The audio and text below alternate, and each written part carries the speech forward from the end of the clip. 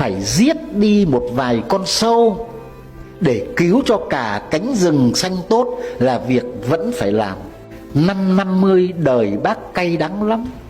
Năm 50 là năm xảy ra cái việc bác thức trắng đêm, vì bác phải đành lòng tử hình Trần Dụ Châu, đại tá quân đội, cục trưởng cục quân nhu mà tham nhũng không tha thứ.